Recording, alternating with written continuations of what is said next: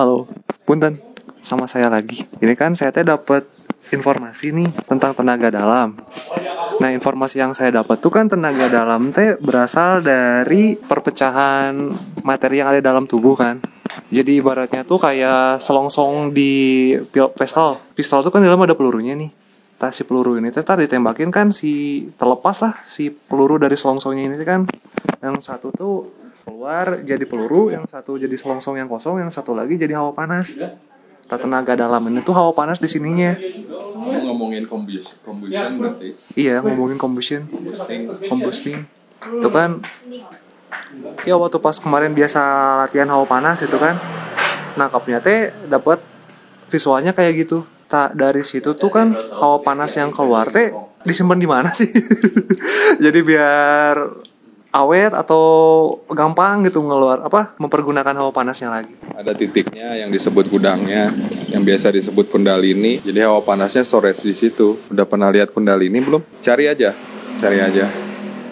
Nanti di autopsi aja, bagian autopsi. Itu kalau ususnya diangkat itu ada ruang panjang dalam. Makanya kalau harakiri itu kan ada titik tertentu untuk untuk ditusuk sama dibelah. Nah, pas di titik itu kalau pas dibelah, usus itu langsung keluar semua karena ada ruang kosong, ya kan? Kalau nggak ada ruang kosong nggak akan keluar kan. Nah, itu Kundalini, tempat penyimpanan. Kalau di Kundalini itu bisa disimpan berapa lama gitu? Atau bisa hilang gitu? Pengertian disimpannya itu bukan kayak kamu nyimpan di botol metal itu yang buat ngawetin hawa panas gini. Bukan kayak gitu. Dia disimpan bukan kayak termos lah. Dia kan disimpan di sana dalam bentuk hawa panas. Untuk berapa lama bisa kerasa. Nah, yang disimpan di sana tuh bukan hawanya, tetapi yang membawa si hawa itu kan. Paham nggak? Hawa panas itu kan yang terasa oleh sensor. Ya gitu, kayak panas yang kamu rasa dari lilin kan bukan panas tuh bukan suatu bendanya, tapi kan apinya. Nah, jadi yang membawa si panas tadi itu yang di-store di sana. Dia nempel di seluruh dinding Kundalini. Nah, itu kalau kamu bangkitkan lagi, kalau kamu bernafas, dia ke-trigger lagi. Panas itu kan karena dia bergerak. Kalau dia diam, ya nggak panas lagi. Kamu udah kebayang belum maksudnya yang barusan saya jelasin? Ya, jadi kan si hawa panasnya hawa panas yang berbentuk itu tuh nempel di dinding Kundalini dan bisa dibangkitkan kembali. Gini aja, hawa panas itu kan bentuknya pasti partikel lah, entah itu apa gitu kan. Apakah itu elektronnya, apakah itu fotonnya, apakah itu elektron atau apa. Elektron yang bergerak kan menghasilkan panas, menghasilkan foton. Sesuatu yang bergerak atau berdinamis lah ya, dia bergerak, itu yang menghasilkan panas kan. Nah, kalau sesuatu itu diam, maka tidak akan ada panas kan. Makanya kamu gak ngerasa panas. Jadi mindsetnya gini, bukan hawa panas yang disimpan, tetapi materi si pembawa hawa panas itu yang disimpan di Kundalini. Yang kalau dia digerakin lagi, kalau perutnya kamu gerakin lagi naik turun, otomatis dia akan mengeluarkan panas. Ya kan, karena digerakin lagi. Sampai sini kebayang gak? Kalau saya analogikan, jadi kayak kita kayak yang pertama tuh kayak ngebuat bara dulu. Terus baranya kita simpen. Iya. Terus udah disimpan itu kan nanti kita tinggal tiup tiup kipas bara lagi kan. Kayak gitu. Oke. Terus kalau hubungannya sama napas nih Kang, si hawa panas ini jadi lebih cepat gitu sesuai dengan nafasnya gitu atau gimana? Gimana bentar, nanyanya aneh. Berarti pernapasan sama hawa panas sangat berpengaruh gitu, sangat saling berhubungan. Iya kan tadi di awal kamu ngejelasin tentang combusting kan? Combustion kan butuh apa? Butuh oksigen. Iya, udah jelas kan? Oke. Oh ya, tapi emang pembangkitan energi ada lagi selain combustion gitu? Apa? Ya ini nanya. Nggak tahu, Ustaz. Mantik apinya. Kalau combusting itu gimana sebetulnya? Mungkinnya kan nggak bisa disamain kayak kita bakar kayu atau bakar lilin di ruang terbuka. Kalau di dalam tubuh, kan dalam ruangan tertutup. Nah, jadi pahami dulu situasinya, kondisinya. Kalau di ruangan tertutup seperti itu, cara membuat api bagaimana? Kan combusting. Ya, jadi kayak sistemnya kan kalau di dalam tubuh mah kayak fusi, combusting dan fusi kayak fusi reaktor gitu pada penumbukan partikel. Tapi kan kalau olahraga gitu seluruh tubuh kan panas ya Jadi bukan di Kundalini doang. Iya. Jadi tinggal kalau udah panas seluruh tubuh itu ya udah beres disimpannya Kundalini gitu. Iya. Dengan via niat aja. Bisa dengan via niat kalau memang udah sinkron saraf-sarafnya seluruhnya sama niatnya. Kan masalah sinkronisasi aja itu. Ya kan?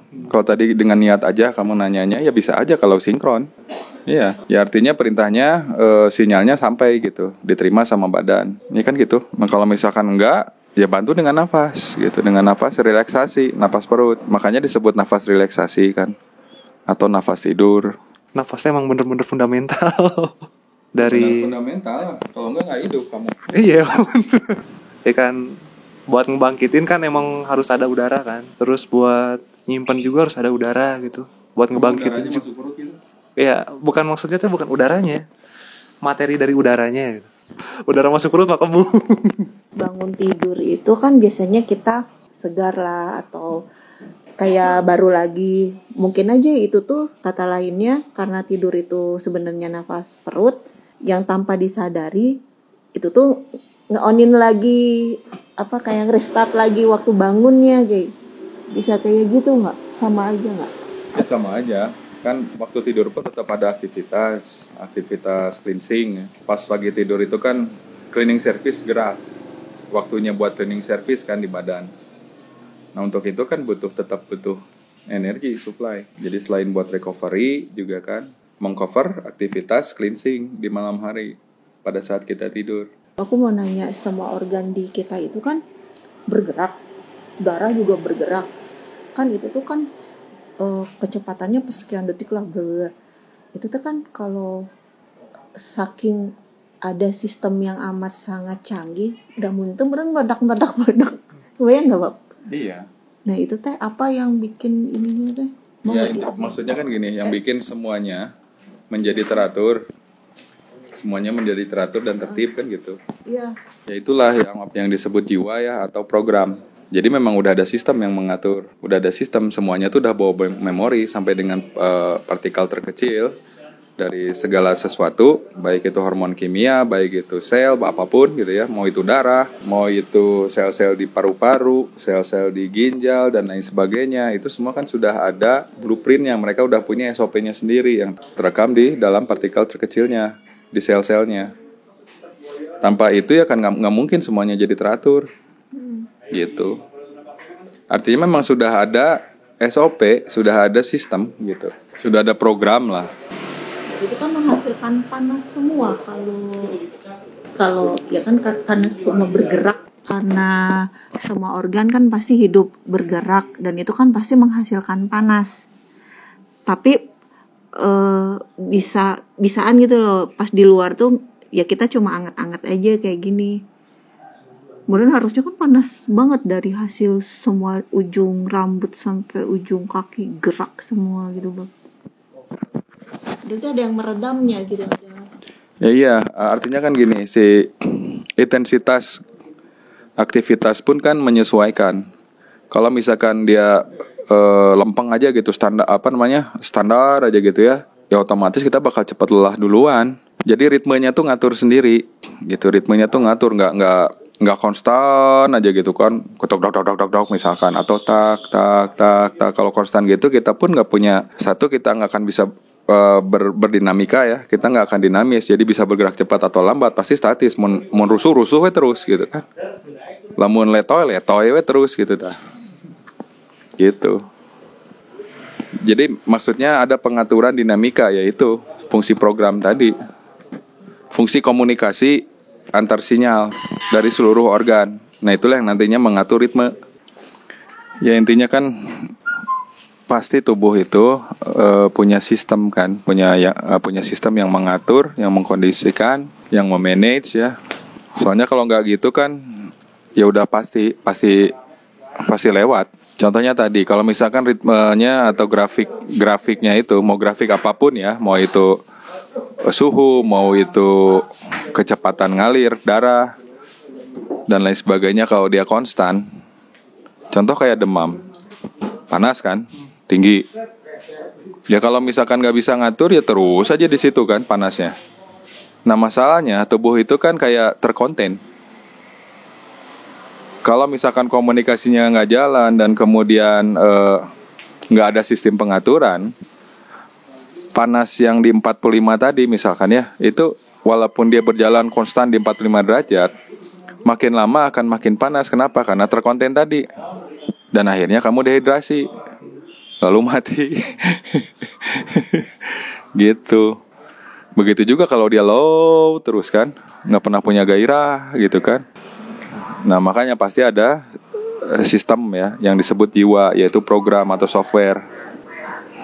Nah itulah yang mengatur. Jadi orang yang nggak punya gairah hidup, hidup tak mau mati apa? Mati tak mau, ya, hidup segan, mati pun tak mau gitu loh istilahnya. Itu tuh berarti kalau dites secara medik gitu, itu low semua gitu. Ada hubungannya kayak gitu? Atau pikirannya aja? Ya justru pusat kontrol itu kan pikiran. Dari pikirannya itu kalau misalkan sebabnya dari pikirannya, dari apa artinya dari apakah itu perjalanan hidupnya ya, dari mentalnya, dari lingkungannya dan lain sebagainya, itu kan larinya ke pikiran. Ketika dia depres, otomatis metabolisme jadi low, jadi lambat, kayak gitu. Bisa mati juga, bisa meninggal juga ya? Iya, lambat laun kan yang tidak tertangani. Pada akhirnya kan dia kehilangan semangat hidup ya, keinginan untuk hidup. Mati itu kan sebenarnya tentang keputusan untuk melanjutkan hidup atau tidak. Jadi bukan benturan ketika mobil nabrak kepala, bukan momen ketika si bemper mobil nabrak kepala mati itu. Dan ini science banyak, tinggal dicari aja, dicari. Datanya ada. Kematian itu justru sebelum tertabraknya. Yang instan ya, ketika ditabrak langsung mati gitu. Apa bukan karena ketabraknya, tetapi karena keinginannya. Kayak contoh yang korban jatuh dari ketinggian. Ketika diuji, dihitung waktu kematian, itu bukan ketika dia menyentuh tanah, tetapi masih di atas sebelum menyentuh tanah, udah mati gitu. Masalah keinginan kan. Jadi kalau orangnya udah tidak mau hidup ya nggak akan hidup, mati semua. Itu kan udah perintah pikiran, badan langsung shutdown. Kan ingat yang saya jelasin, tubuh itu sebetulnya tubuh kita itu dalam perspektif bumi kita ya, dalam perspektif dimensi kita itu bisa dibilang nggak berbatas, tetapi nurut mutlak ke pikiran, ke mindset. Makanya kan mindset itu jadi penting. Ya saya ingat waktu seseorang sakit gitu, terus Bapak pernah bilang alihkan pikirannya kayak gitu kan. Itu yang maksudnya ya. Jadi emang sakit, mungkin ada sesuatu yang sakit, terus emang dengar pas bilang alihkan pikiran. Maksudnya biar tidak memerintahkan malah yang sakit itu apa? Itu shutdown itu ya. Oke Pak. Jadi kan sebetulnya semua udah, yang sering dikatakan dan sering kita dengar, semua itu udah lengkap di badan gitu. Tapi masalahnya sejauh mana kita memahaminya kan gitu. Nah artinya untuk menyembuhkan diri pun semuanya udah ada di diri kita sendiri gitu loh. Tetapi kalau mindsetnya tidak memahami itu, tidak mempercayai itu, meragukan itu, maka tidak akan pernah ada obat mujarab dari tubuhnya sendiri. Ya contoh tersimpel aja kan, kalian bareng saya berapa tahunan ya, saya juga gak pernah sakit kan, alhamdulillah. Dan itu semua karena mindset.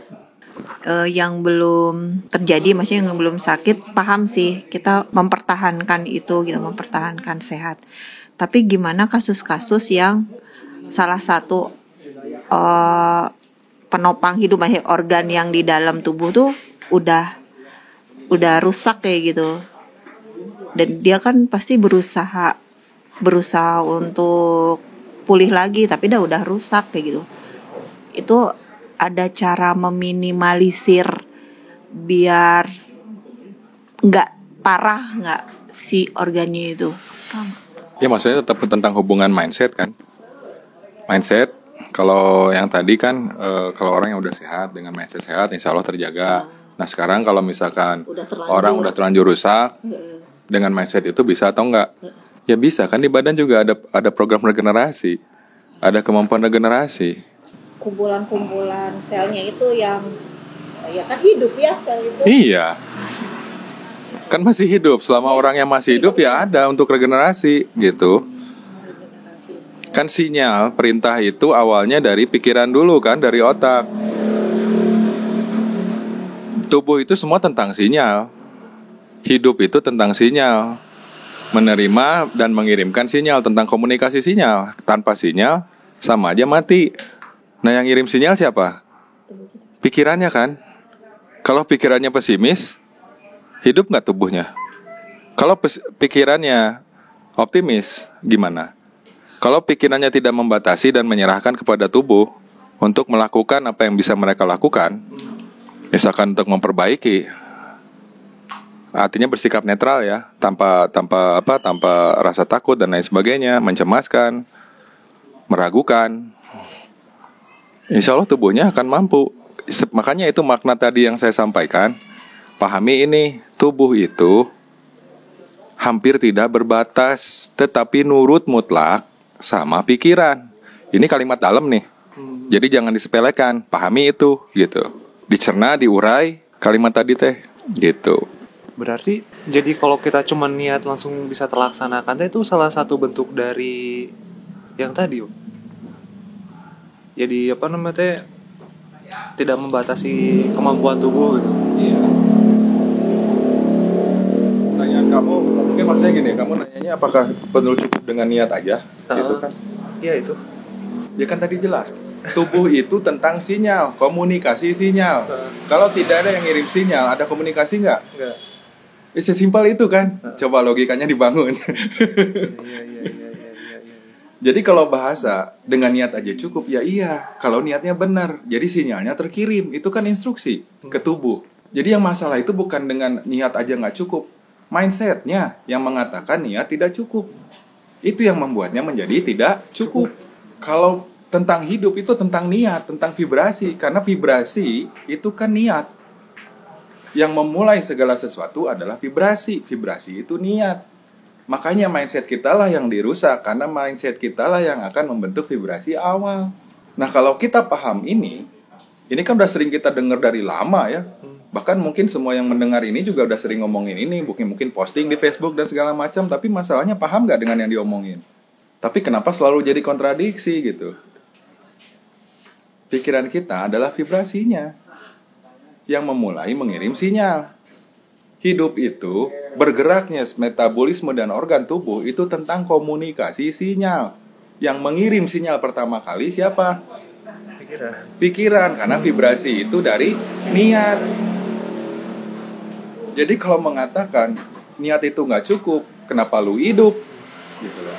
Harusnya udah mati kalau nggak punya niat mah, gitu kan? Karena kan vibrasinya, tahu vibrasi nggak? Itu yang memulai segala sesuatu kan. Dari vibrasi keluar frekuensi, dari frekuensi jadi energi, dari energi jadi materi. Bahkan alam ini pun dimulai dengan vibrasi. Jadi sebuah pernyataan sangat konyol kalau mengatakan dengan niat itu tidak cukup. Nah disitulah kalian dirusak mindsetnya karena kalian nggak mau mikir, hanya mau nerima doang gitu. Diajarin orang niat aja nggak cukup, wah sibuk kalian sama itu. Tapi kalian nggak pernah mikir gitu. Justru segala sesuatu itu dimulai dengan niat gitu. Apalagi sekarang udah ada penemuan terbaru ya yang kuantum, yang double speed eksperimen tentang God particle, bagaimana segala sesuatu itu muncul dan menjadi ada, cease to exist gitu ya. Karena adanya apa? Penyaksian kan, dengan niat gitu. Ada. Nah jadi hal yang paling mendasar, mengapa targetnya perusakan itu kan ke cara berpikir ya, ke wawasan, semua yang menjadi bahan baku mindset kita kan.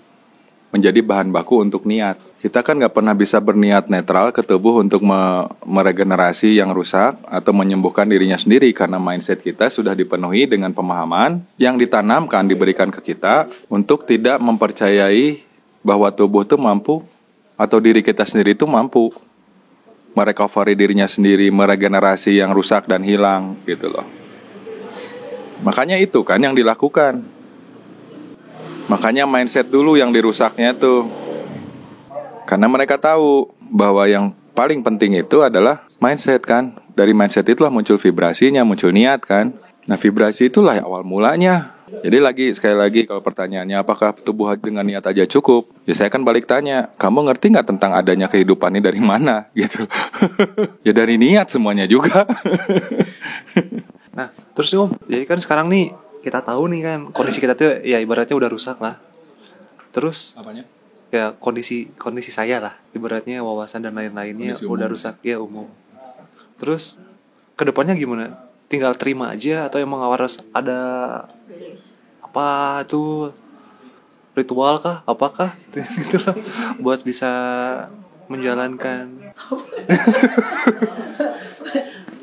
Gini mungkin gini pertanyaannya, mungkin secara umum udah pada rusak, mindsetnya udah dirusak sama lingkungan. Nah kita ini udah besar, terus apa yang kita lakukan, maksudnya untuk merilisnya gitu, untuk membuang yang pernah ditanamkan ya kayak gitu, bagaimana caranya gitu.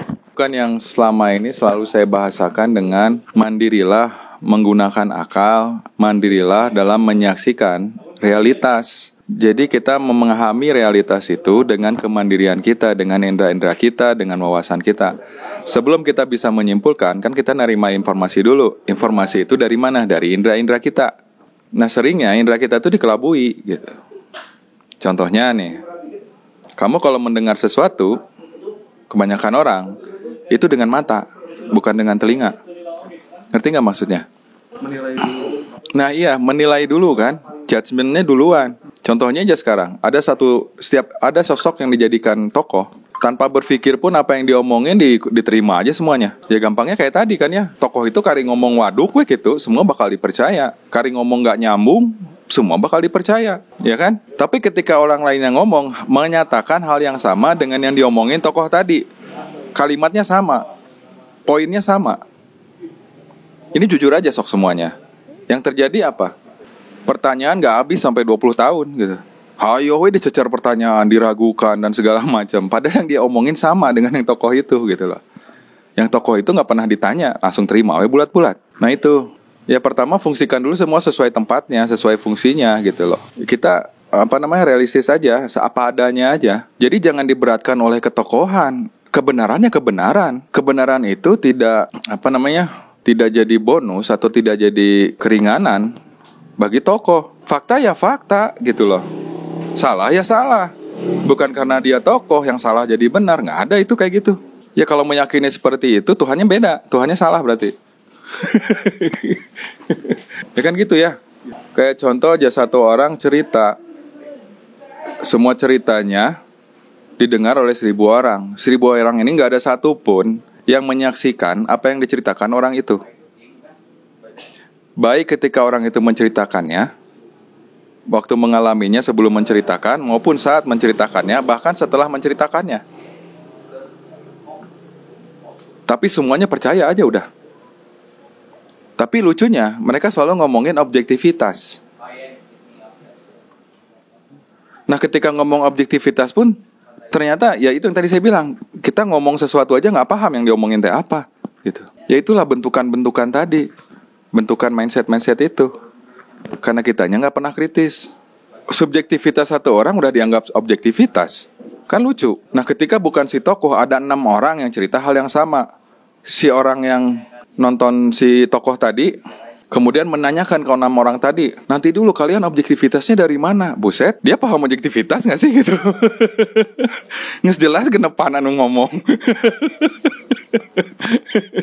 Nah gitu ya. Jadi intinya kita kosongkan lagi, pertanyakan lagi apa yang sudah tersimpan dalam diri kita. Kita menjadi gelas kosong lagi, menjadi tidak tahu apa-apa lagi, supaya kita isikan dengan apa yang benar-benar kita saksikan sendiri dengan indera-indera kita. Nah proses penyaksian tuh gini, menyaksikan itu tidak melulu dengan indera, terdengar, terlihat, dan lain sebagainya, tercium. Tetapi pada akhirnya yang akan menetapkan sesuatu sebagai kebenaran adalah akalnya. Nah jadi pertama, terimalah apa adanya dengan inderanya. Kalau yang kita dengar omongan, ya dengarlah dengan telinga, dengan pendengaran, jangan dengan mata. Ya kan? Sampai sekarang kan masih kayak gitu. Lihat dulu siapa yang ngomongnya gitu, siapa yang ceritanya, bukan esensi dari apa yang disampaikan. Artinya kan dia ngedengerin tuh bukan dengan telinganya, tapi dengan mata gitu kan, dengan penilaian. Nah gunakan dulu indera-indera pada tempatnya agar informasi itu semuanya terterima apa adanya. Data murni lah kalau istilah saya dulu. Data murni dulu kita simpan, baru nanti akal kita yang akan mengolahnya gitu loh. Jadi gini, kalau datanya dari awal yang kita kumpulkan itu data murni semua, data yang ori, data yang dari kemandirian indera kita sendiri, insya Allah pasti benar semuanya, nggak ada yang salah. baik saya maupun kamu, asal kita menerapkan hal yang sama, pasti benar semuanya. Kamu benar, saya pun benar, dan lain pun benar. Tetapi kalau satu aja informasi itu salah, kan ini nggak perlu otak jenius untuk memahami bahwa kesimpulan yang akan terjadi adalah salah, kan? Kok itu aja nggak ini sih gitu? Ini cukup segitu. Salah, mau ditambahin lagi. Ya enggak, kamu gimana? Kamu gimana? Cukup nggak itu? Berganti menjadi kemandirian, pakai akalnya sendiri, melihat sendiri, tidak menggantungkan kepada orang lain. Ya cukup. Cuma yang udah kerekam di tubuh, apakah itu tuh bisa ngeluarin, kalau kita udah mandiri akal, udah tidak tergantung orang lain, itu udah aman gitu. Yang dulu pernah masuk ke tubuh penghakiman yang dulu itu. Nah, makanya kalimat pertama yang tadi kan untuk mengosongkan. Untuk mengosongkan itu kan kita pertanyakan kembali sebetulnya. Mengosongkan itu bukan artinya semua memori itu kita keluarin dari tubuh, dari sel tubuh, terus perlu diperas, dibuang gitu. Kan nggak mungkin kayak gitu kan. Semuanya masih ada. Yang dimaksud dengan mengkosongkan itu, kita pertanyakan lagi semuanya. Yang sudah kita yakini pun kita pertanyakan lagi. Kita cari penyanding-penyandingnya gitu loh. Yang kita cari sendiri, kita dapatkan sendiri gitu loh. Nah, begitu caranya. Kalau kita sendiri yang menyandingkannya, kita sendiri yang hanya yang bisa menggantikannya gitu loh.